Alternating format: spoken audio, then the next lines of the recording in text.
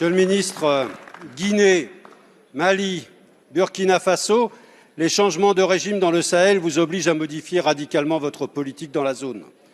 Au Mali et au Burkina Faso, les coups d'État militaires semblent moins contestés que la présence française. Certains pensent même que la prise de pouvoir par les militaires est un gage de retour à la souveraineté. Entendez-le. Les sanctions de la CEDEAO contre le Mali ont été vécues comme ayant été pilotées par la France.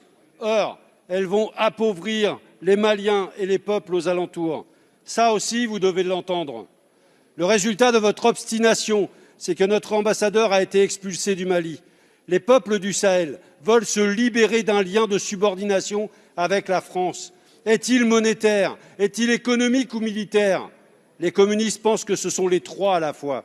Il faut rebattre les cartes de la présence française au Sahel.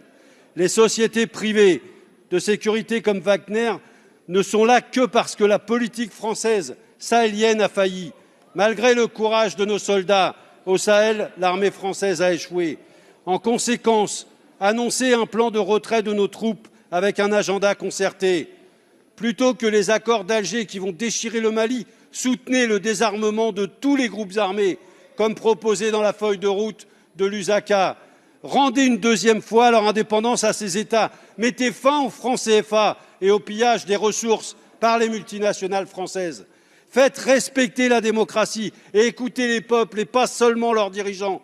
Les communistes et toutes les organisations de progrès sur place vous le demandent.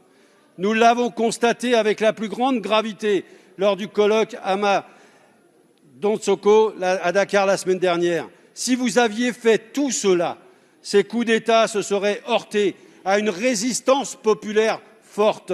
Monsieur le ministre, n'est-il pas temps d'écouter enfin les forces de progrès africaines ?